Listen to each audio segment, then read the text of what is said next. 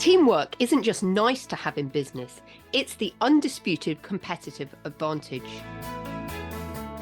When your team members work as a unified force, your whole operation benefits through higher productivity, thriving creativity, and unstoppable momentum.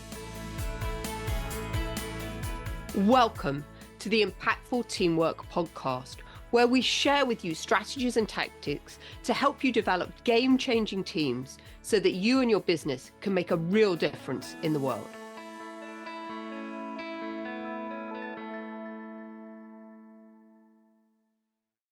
What do Spotify, Comcast, and Netflix have in common? This is going to be the topic that we're exploring this week in Impactful Teamwork. So super excited to have you here today. My name's Julia Felton, and I'm your host and guide for about the next 20 minutes while we delve into this really interesting topic of what I call shared leadership or co-leadership. So let's just start by asking you a question. Are you carrying too much of the leadership burden? Because if you're like most business leaders that I work with, you're juggling strategy, decisions, and delivery, and your team often looks to you for every answer. And this creates a big problem in your business. This creates bottlenecks, it slows down execution, and it leaves you stressed over work and sometimes teetering on burnout. So the thing is, it doesn't have to be this way. There is a new way to lead. And in today's fast-changing world, leadership can't just sit on one person's shoulder. A number of you will have heard me talk about this many times on the podcast. There is just too much information out there nowadays for one person to be expected to know everything. Yes, in the industrial era, before the days of the internet, right? Maybe you worked in a factory and the factory manager, he knew everything, right? Because our sphere of knowledge was so tiny compared to what we have today. But nowadays, with Dr. Google out there and Mr. ChatGPT, right?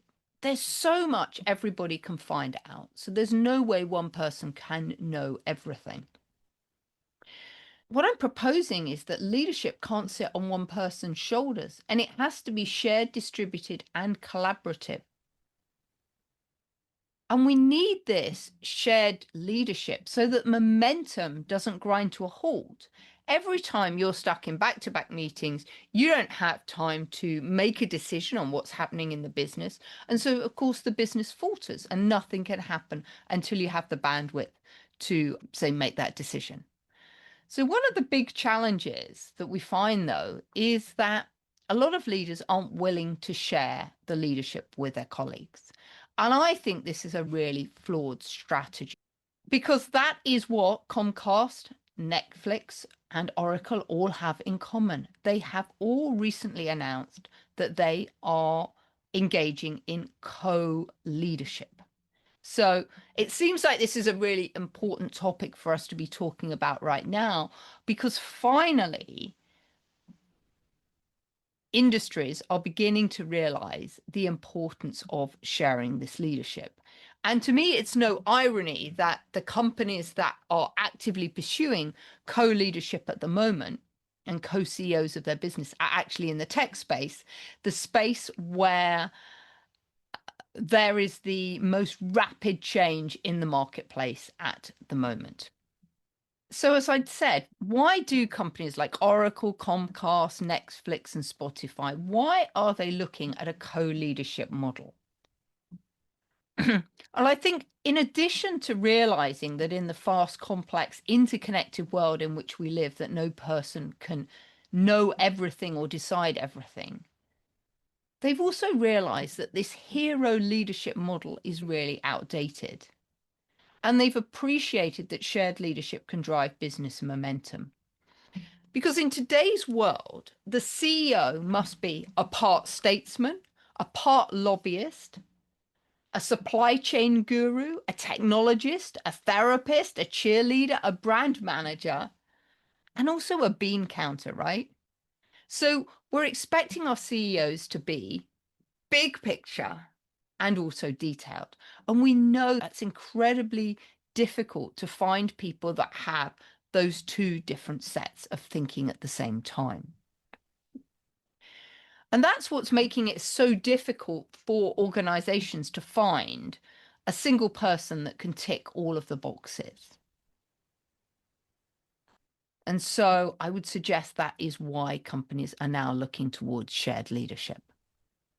So the great thing about shared leadership is a Harvard Business Review in 2022 showed that companies with co-CEOs, so shared leadership, outperform their peers on shareholder returns, generating on average 9.5% versus 6.9% for the peer groups. So this is really interesting. It's two brains better than one, right? So for shareholders, they're actually making more money when you have a co-CEO. And interestingly, the tenure of the CEOs in the models were virtually the same at about 5 years. So it didn't matter if you were a single CEO or you had co-CEOs.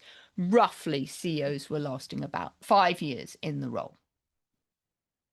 However, that's not to say that co-leadership isn't without problems. And there are examples where co-CEO solutions blew up. But I think it's really important here to say that this wasn't because of the structure of co-leadership and shared leadership that this happened, but it was rather the personalities involved and the implementation of the arrangement. So let's just take this example. It's Salesforce, and their CEO and co-founder and chair is Mark Benioff. And he's actually made 2 failed attempts to add a co-CEO. And the problem has been that actually Mark Benioff really has not wanted to share the power. It's his company. He founded it. He's wanted to protect it. So that's what's really caused the problem. It's been personalities and it's been the ego of the leader to not want to let that go. And one of the reasons that originally that Salesforce looked towards the co-CEO solution was as a way of keeping great talent within the organization. Because we all know that one of the challenges in organizations where we've still got this pyramid structure is that people move up the ranks and you get to a point where you can't progress any further. So I remember this very vividly, my own experience when I was in one of my early roles in the hospitality industry. I was the deputy front office manager at Gleneagles Hotel, a very prestigious luxury golf resort in Scotland. And my boss, a lady called Mary Affleck, she had been in the role as front office manager for like about 15 years. And there was no way she was going to move. So there was very little opportunity for promotion for me within the organization. Yes, I could have moved sideways into a different department, so I could have done a lateral move, but there was no natural progression there. And as a result of that, I left. And I've also experienced the same problem when I was in corporate and I was running the hotel benchmark survey. Because I brought in data analysts to analyze all of my hotel data. And after a couple of years, to be honest, they were ready to move on. But at that time, the business was quite small and I just didn't have other roles for them to go to. So I had to appreciate that they would move on. We tried to move them laterally into hotel consulting roles where possible. And if not, they actually ended up leaving the company. But thankfully, often became clients when they were in their new roles, which was great. But this is a real challenge that we've got is how do we keep great talent? And maybe this shared leadership is an opportunity and an answer to that. Now, SAP also had a short-lived experiment with shared leadership in 2020, and that largely failed due to poor execution. And Bloomberg News reported at the time that the problem with having the co-CEOs was that often people needed to get sign-off from 2 different people, and they weren't often located in the same area. As I believe, if I recall this correctly, one CEO was based in the US and one was in Germany. So you can imagine how that drove people crazy if they needed to get both of them to sign off. We've got a time difference, right? And just the logistics of doing that really created a problem in those organizations. So that was the execution of the co-CEO and unclear decision-making pathways that really contributed to the problem. So the current gold standard in terms of shared leadership is actually happening at Netflix, and that's had two different CEO co-formulations. The first was with the chairman and founder Reed Hastings and Ted Sarandos, and now it's with Ted Sarandos and Greg Peters. And the reason it's worked so well at Netflix is the two executives have got complementary personalities. So what do we mean by that? Peters, he's the data's guy, and Sarandos goes more by gut. So there's a clear division of work and labor. So Sarandos owns the content, the marketing, the legal, the comms, and the publicity, whilst Peters oversees product and tech, advertising, HR, and gaming. And the other great thing about these two people being co-CEOs is that they have worked together for about a decade prior to becoming co-CEOs. So they already understood about how each other operated, each other's strengths, and therefore how they could partner together to bring the best benefits to the company. One of the other benefits of shared leadership and co-CEOs is also that the co-CEOs have a sounding board. They have somebody else to talk to who is at their level. And I think that's super helpful because I know, being the CEO of a small business, how lonely it can be and how challenging it can be when you've not got a sounding board around you, somebody to bounce ideas off. And this is why things like virtual boards can work very well for smaller businesses. But actually having somebody within your own business who understands it, understands the dynamics, and can share ideas and you can bounce things off of, I think is really important. And of course, the other great thing that Netflix has is, although Sarandos and Greg Peters are the co-CEOs, Reed Hastings is still involved with the company as the chair. So in the event that there is any conflict, there is still a referee who can make the final call if things do get heated. So I think we can probably all agree that no single leader can any longer meet the demands placed on them. And therefore, this is why there's a growing recognition for the need for highly effective leadership teams. And this is why I'm so passionate about this concept of teamship. Teamship is the idea of shared leadership across the organization. And we're bringing the right people together at the right time. Now, teamship doesn't just have to exist at the CEO level, but on any project level, we can bring different people together to lead that project team or that execution team whenever is needed. And if we can bring the right people together, the impact on the business in terms of increased momentum, better decision making, speed to market, better productivity, all of these things are amplified when we have shared leadership. So where does this concept of shared leadership come from? And how can we execute it in our business? So I first came across the concept of shared leadership in the horse herds, because the horse herds have a single purpose, and that is really to stay alive. As prey animals, that's their big challenge. When's a mountain lion going to come and eat them? So they actually create what we call a diamond model of leadership. And when you look at a horse herd out in the wild, you'll have a lead mare at the front, a stallion, which is a male horse at the back, and what we call sentinels at the side. So each of these areas, the front, the middle, and the sides, are different areas of leadership where you can actually lead in different ways. So if you're leading from the front, this is what we call directional leadership. It's the visionary leadership. It's all about setting the course, the pace, and the destination. So the energy when somebody's leading from the front is one of clarity and purpose. Where are we going and why? And often in a business, this might be the CEO or the strategist. And as I said, in a herd, it's the lead mare guiding the herd towards food and water and safety. But when you're leading from the front, the challenge is that you don't necessarily know what's happening behind you. So that can be a problem. So what we've seen is CEOs go off, set great vision, great direction, and off they go, and they leave the team behind them, either because they haven't communicated the vision effectively or people haven't understood what's happening. And actually, what I find when people come to my unbridled success retreats, so these are my immersive leadership, experiential leadership retreats with the horses, actually learning that there are different ways that we can lead is one of the most liberating things that a CEO can find out about themselves. So leading from the front is pace, direction, and destination. Then you have leading from behind. So this is more a bit like delivery leadership, and it's the doer. And this is where things happen. This is about action, execution, and implementation. And it's the energy that turns those ideas into impact. So when we ending up leading from behind, I think this is a very powerful position of leadership.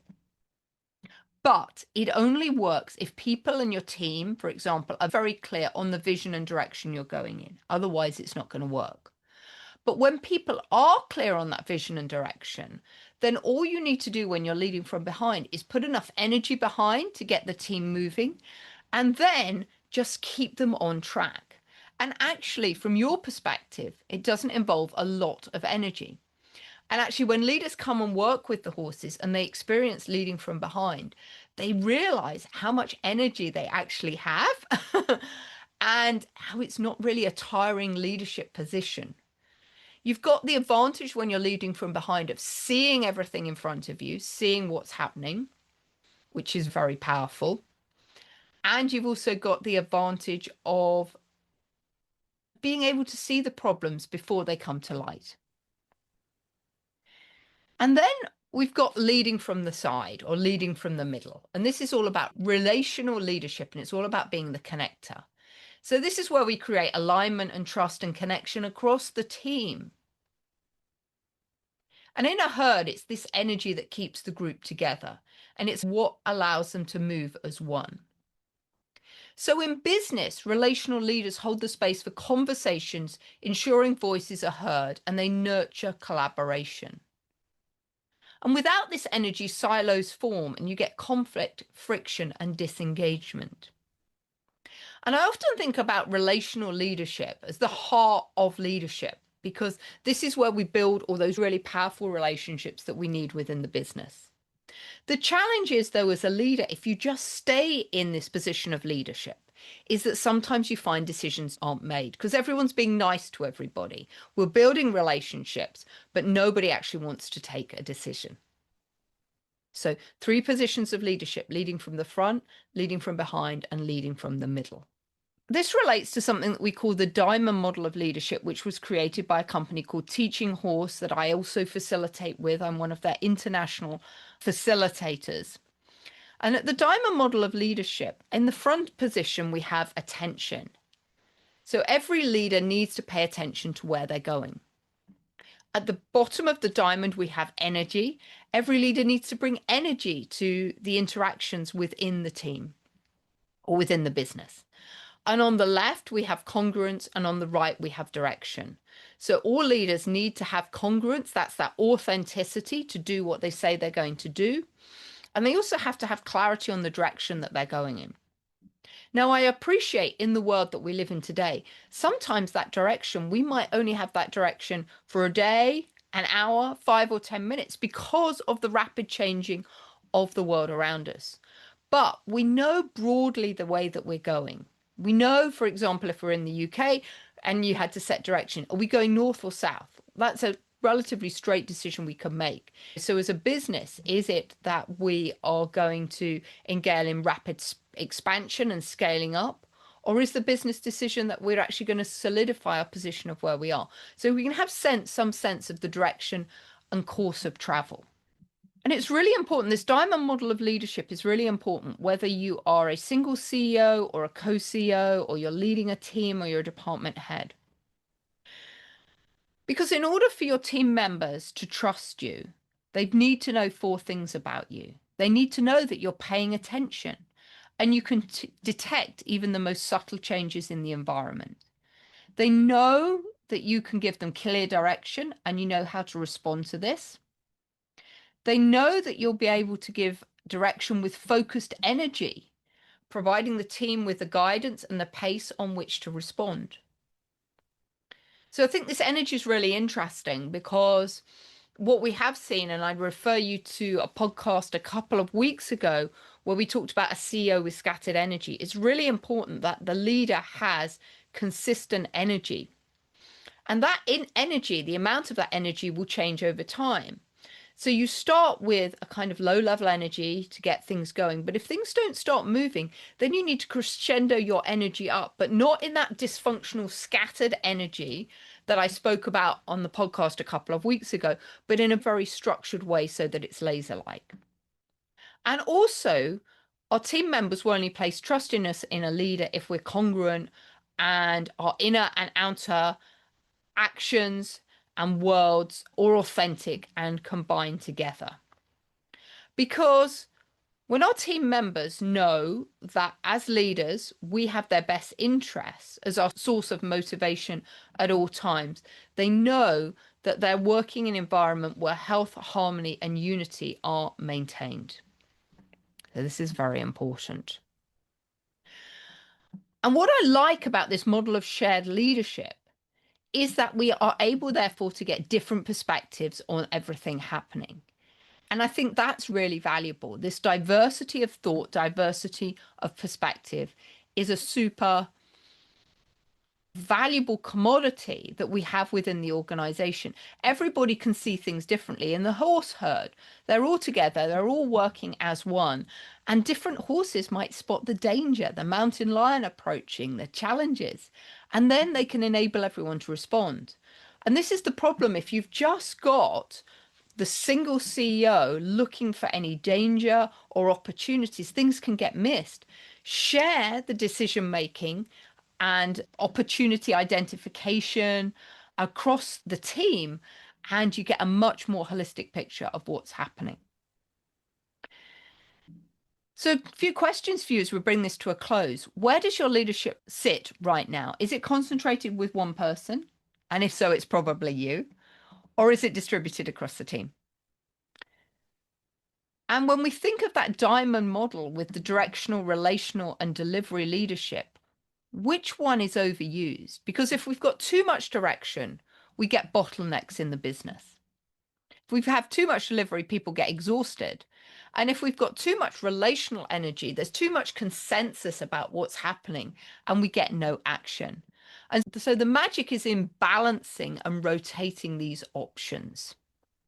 Because just like the herd of horses, the team's strength comes from shared awareness.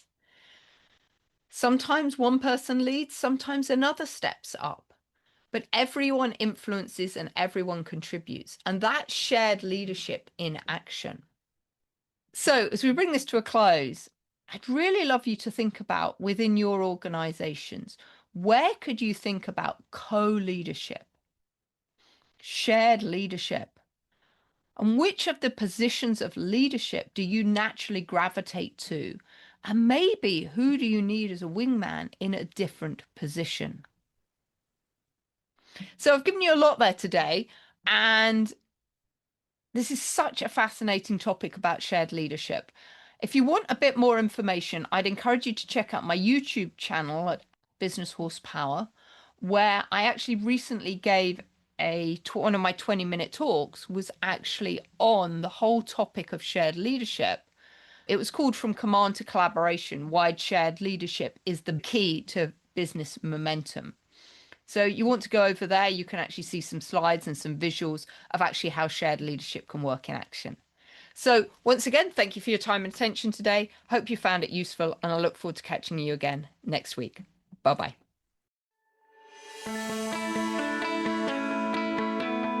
Thanks for listening to the Impactful Teamwork Podcast. Please stay tuned for future episodes and do subscribe wherever you get your podcasts. If you've enjoyed this episode, please leave a rating on your favourite platform. Recommendations are essential for attracting new listeners. Please follow us on social media at Julia Felton and at Business Horsepower. And if there are any topics you'd like us to cover on future episodes, please do let me know. Remember, you and your team are always making an impact. What impact will you make today?